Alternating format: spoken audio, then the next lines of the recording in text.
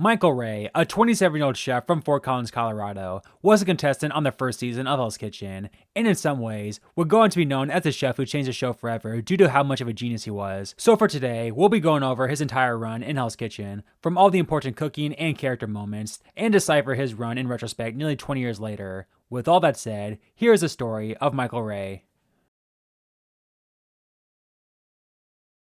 Episode 1 is an interesting premiere for Hell's Kitchen's first ever winner, as it's a pretty quiet episode for Michael, which could be because his performance wasn't all that great. However, we would get some obvious foreshadowing of his victory early on, as it starts with his very first confessional, saying, "To be able to work with Gordon Ramsay and have him as my chef it's the opportunity of a lifetime." However, his signature dish wouldn't get that great of a review from Ramsay, and while there were certainly worse, considering the big talk and the fact that he was one of the only few contestants this season who actually made their living as a chef, this isn't exactly a good start. What is that? Scallops. Have you left the roast there? The roast.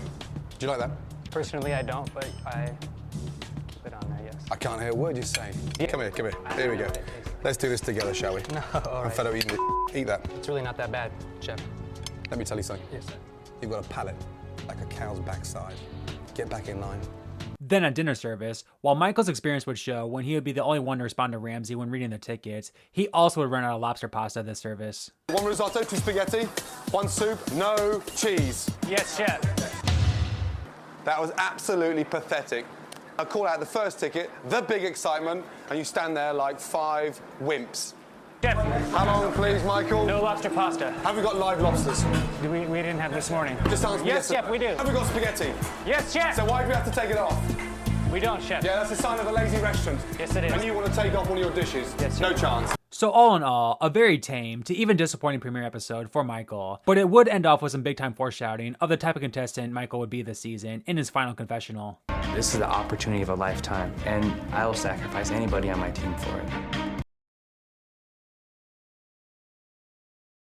Episode 2 would be an even quieter episode for Michael, as really not much of substance happened with regards to his performance or his edit. In fact, due to being one of the only few pro chefs this season, Chef Ramsay wanted to make it a bit more fair for the red team, and thus forced Michael to sit out of the challenge, a challenge the blue team would end up losing, much to his displeasure. 5 people are going to sit down while this amazing chef gets to cook for them all, and they can laugh and drink wine and be merry while I'm going to be knee-deep in eating squid and traffic. I'm definitely jealous of that. At dinner service, the only real substance we see from Michael would piggyback off his previous confessional, as another part of the blue team's punishment would be they would have to cook in a kitchen with no air condition, to which Michael would noticeably have trouble handling.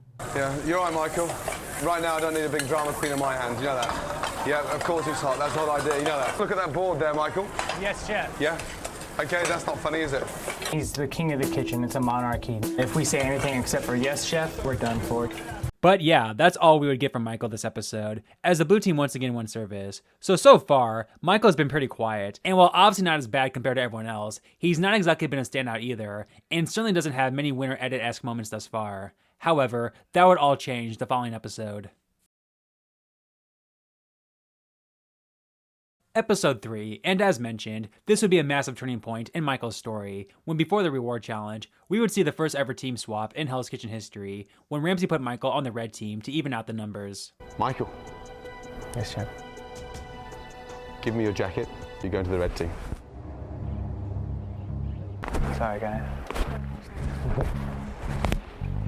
I don't like to lose and I want to win, so I need to embrace that and forget about the blue team and try to kick some ass. I think the red team need you. And if you're ever going to emerge as a leader, now's the perfect opportunity. Again, not only is this huge for Michael in general, as all eyes are now on him due to this twist, but the fact that Ramsay picked him personally shows he has high hopes for him, and wants him to use this as an opportunity to shine as a leader on the ill-fated red team. And in his first challenge on red, Michael would indeed have his first true standout moment, as he got along really well with his team, made a great dish, and led them to victory. Put him in here. Jeff had mentioned he's got this soup that's going to win it for us. It's so good. And we were like, Jeff, can we trust you? Michael, an experienced chef who grew up in the restaurant business, has fit in quickly with the red team. That taste? Delicious. Thank you, chef. Very good. The winning team is the red team. Thank you, chef. Good job. It's now Michael's first service in the Red Kitchen, and boy, would it be quite the service, as we would get the infamous Jeff rage quit. And due to Jeff's performance and eventual quit, Michael would have to come to the rescue many times, not only having to help out Jeff on the apps, but had to take over the meat station when the team got to entrees. One plate has got no lobster in it. The other one's rammed with lobster. Chef Ramsay's addition of Michael to the red team is already paying off. Say thank you, Mike. Say thank you, Mike. In the red kitchen, they are adjusting to life without Jeff. Michael has taken over the meat section. As soon as Jeff left, we got our rhythm, and we got like 4 or 5 tables out. This is much better. I think this lamb is better. Despite both teams getting shut down, the red team would win their first dinner service, and while Michael's performance wasn't highlighted by Ramsay as the reason why they won, I think it's safe to say he was a big part of them, even getting as far as they did. So yeah, just like that, Michael is now in some ways the main character of the season, as not only did he switch teams, but he led the red team to a challenge and their first dinner service victory, and is now a clear top contender going forward. Episode 4 would literally be an almost nothing episode for Michael, as we got no highlights on him during the challenge or dinner service, and really the only editing moment we got would be foreshadowing for the next episode. It's up to us whether we win or lose tonight, and I'm gonna do whatever it takes to get this red team to win.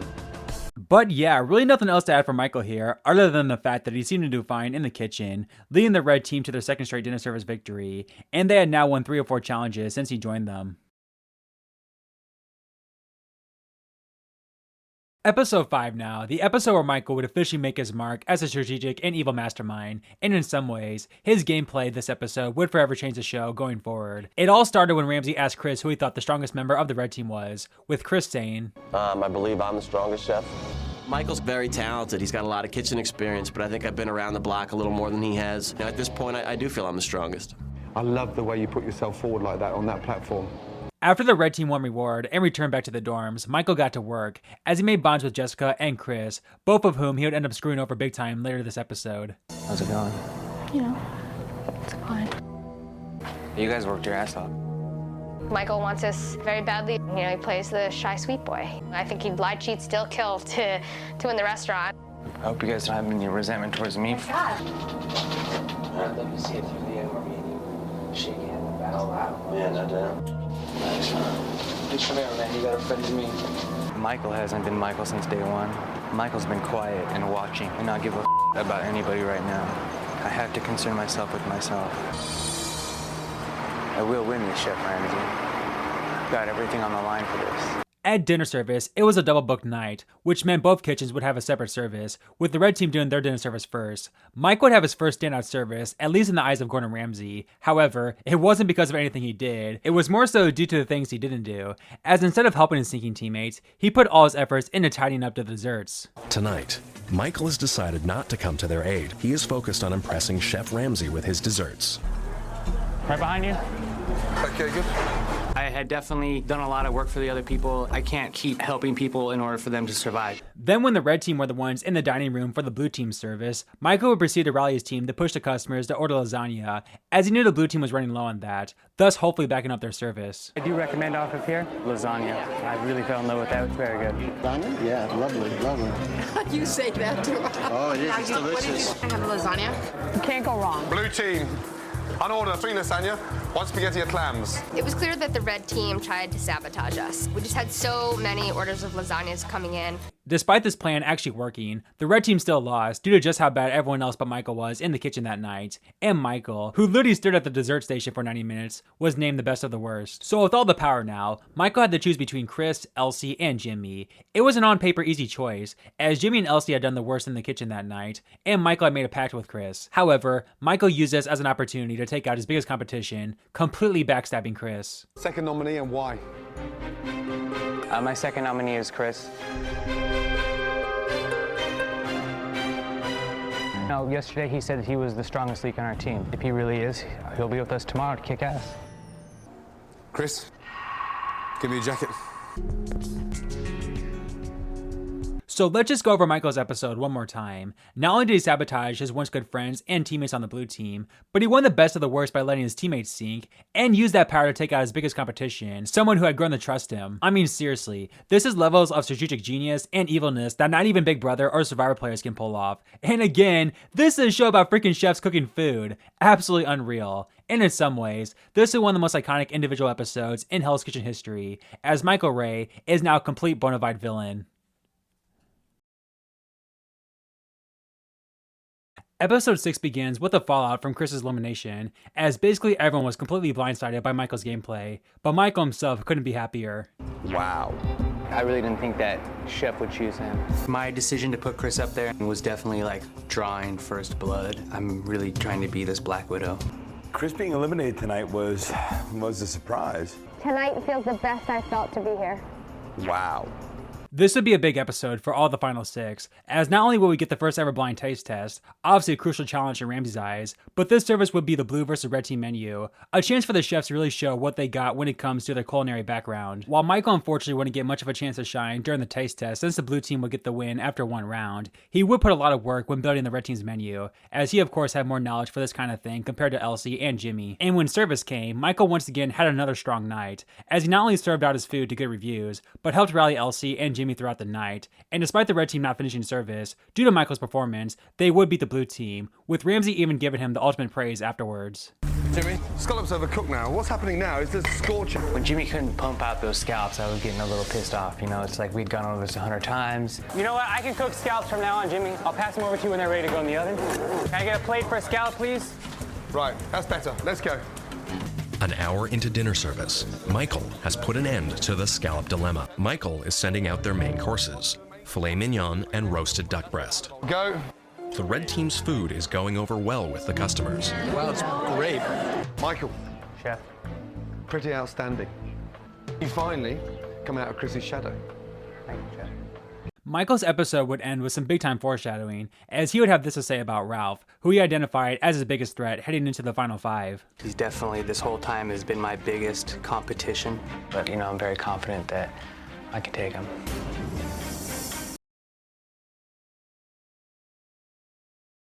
Since there are now only 5 chefs left in the competition, the final 5 would officially become the inaugural Black Jackets, and thus, we're officially at the home stretch of the season. In the first individual challenge, the chefs had to recreate a fruit flambe to Ramsey's standards. Michael's dish would actually be the worst out of the 5, as while it was tasty, the presentation was absolutely awful. I dropped my mango and made a big mess. Unfortunately, presentation-wise, it looks like Jimmy's plate. Dirty. And comparing me to Jimmy, because his plates were always so dirty, I was embarrassed. Jimmy would surprisingly be the one to come out on top, and as a thanks for saving him at the final 7, he chose Michael to join him on reward, where the two enjoyed a helicopter ride over LA. At the first Black Jacket service, Michael once again dominated, as he and Ralph pushed out the appetizers in a record time, and once again came to the rescue for other chefs who were sinking. Kitchen is off to a good start, with Michael and Ralph getting the first starters out in record time, while Jessica wonders where her steaks are. Michael seems to know where to look. Chef, I got steaks. Yeah, well, get her. Yeah, where is she? Scream that. Why don't you come over here to desserts? Let me fire you steaks. Let me help you here. With Michael at Jessica's meat station, the kitchen is working well. Despite his efforts, Ralph would end up being the one to win the best of the worst, thus solidifying to Michael that he was indeed his biggest threat. In the end, Ralph wouldn't play as dirty as Michael, and didn't put him up for elimination, with Jimmy ultimately being the one to get the boot, thus ending an interesting first Black Jacket episode for Michael, as he once again had another great service, but was overshadowed by Ralph, his biggest competition, along with a terrible challenge performance. We're at the final 4, and this would be another key episode here late for Michael's story, as he would take his villain status to a whole new level this episode. The episode starts with some big time foreshadowing, with Michael saying, I do create friendships, but my friendships don't mean more to me than winning this. After Michael lost to Elsie at the reward challenge, this is when he would once again turn to his devious ways, as not only was he more afraid of Elsie compared to Jessica, but seeing her on TV as opposed to him was the last straw, and thus, he plotted with Jessica and Ralph to sabotage Elsie during service. How long does it take to make a proper risotto? Less than 10 minutes? Yeah. I'm pissed and I want to win. The fact that she just keeps winning, it just, it creates bitterness with everybody, that's all. Oh, yeah. She's doing very well. You know what? Very well. I won yesterday's challenge. With Elsie! You're gonna carry her tonight? Nope. Me and Ralph sort of joked about not carrying Elsie because a lot of people have been doing a lot of stuff for her. So tonight is definitely put up or shut up for Elsie. Obviously he expects something more from me than what I gave him or I would have won. You came through with what he was expecting from you and you won. Elsie now finds herself in the weeds. What are you gonna do if Elsie's in the weeds tonight in the garnish station? Nothing. You're gonna carry her tonight? Nope. Where's the rest of this, rest of this sauce? Ralphie? Ralph. I don't know why you're asking so many damn questions. Oh, come on, Alice. Give me some feedback. Now, yes, obviously the entire trio of Ralph, Jessica, and Michael here could be viewed as villains, as not only is sabotaging the chef this late into the game insanely dirty, but the fact that it just so happens to be towards the fan favorite of the season in Elsie amps up the fans' hatred even more. But again, Michael was shown to be the most vocal about getting revenge on Elsie, and thus, this once again makes him stand out as a true villain of the situation in the eyes of the audience. At the nomination ceremony, Michael would indeed get his petty revenge on Elsie, as the underdog was sent home, ending yet another iconic episode for Michael. Just really need to whoop some ass. You know, just be a boss and just do what I gotta do to win this thing.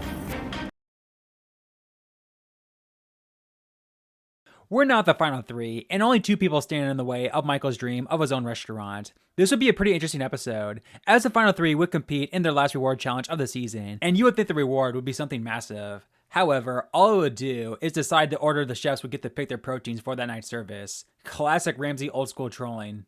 You get to choose between beef, chicken, and tuna. Michael, you've got second choice.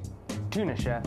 However, despite this at glance seeming like a big joke, these protein dishes would play a major factor this episode, as not only would the final 3 have their protein dishes be on that night's menu, but unbeknownst to them, their families would be in the dining room that night, and they would be the ones to decide the final 2. So despite this service really not mattering that much, the chefs didn't realize that, and Michael was really scared he would be the one to go home, as his tuna dish was not very popular whatsoever with the customers.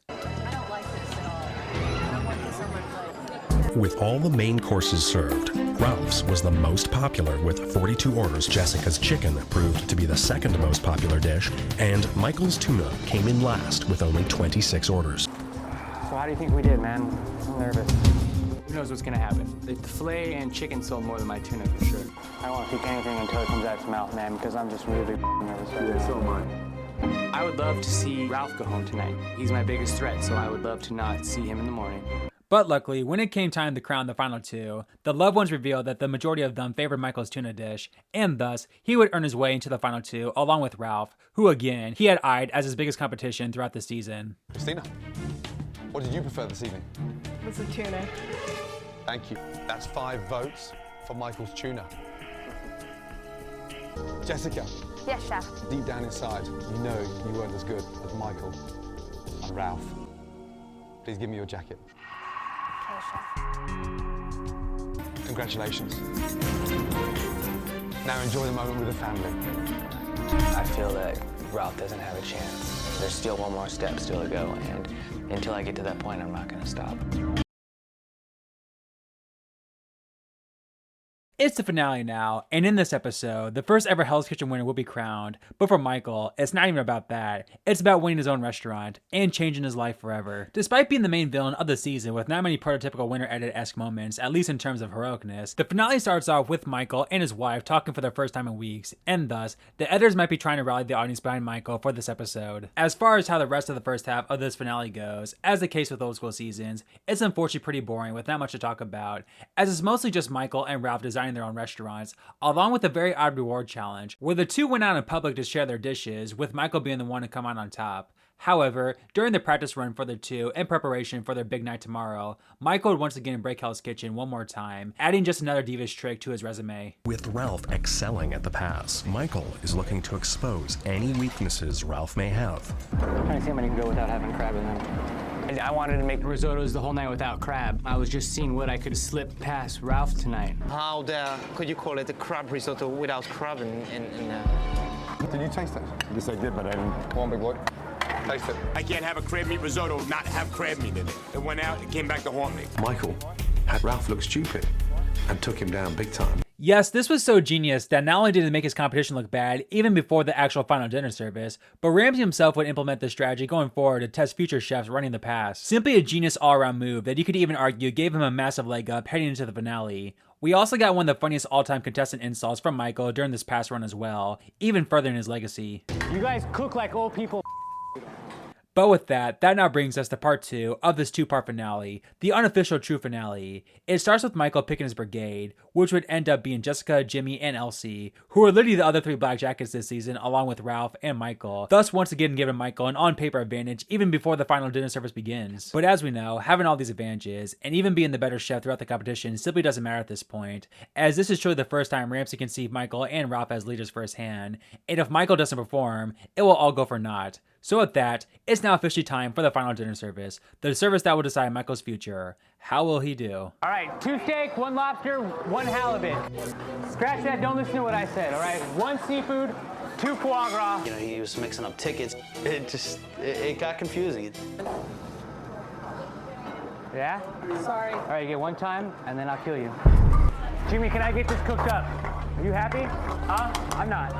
Elsie, you're free. You get the desserts now, okay? Okay. I need you to push those desserts with Dragon. Yes, chef.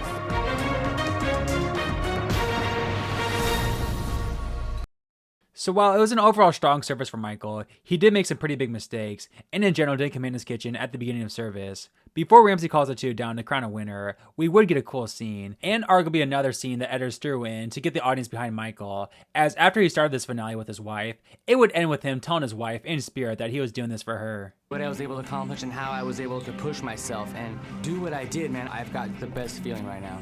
I worked hard for me and you, baby. I did it for me and you. Eventually, Ramsay would call Michael and Ralph to his office to crown a winner. So after a hard-fought season for Michael, it's all come down to this. Will his skills and gameplay pay off, or will he fall just short at the end?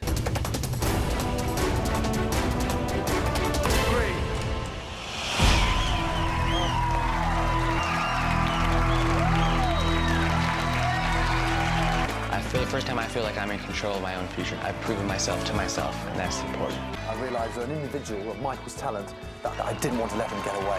Ladies and gentlemen, Hell's Kitchen winner! So let's recap the incredible run of Michael Wray and review just how he broke Hell's Kitchen. Skills-wise, while he had a mistake here and there and didn't have many true standout services, especially compared to other winners in future seasons, overall, he more than handled his own in services and challenges, especially compared to the rest of the cast. But as we know, what really makes Michael stand out compared to other winners is his edit. And other than Ariel Malone, it's not exactly for the best of reasons. Now yes, obviously in some of these cases, the edit couldn't hide Michael's villainous gameplay, but regardless, they showed a bunch of cold-blooded confessionals while hardly showing any personal or uplifting moments to get the audience behind him, other than everything involving his wife. I think the editors, especially in this first season, knew they had something special in Michael and didn't try to edit around his personality and show the audience exactly who he was, an evil mastermind. And with that, let's talk about his genius tactics one last time.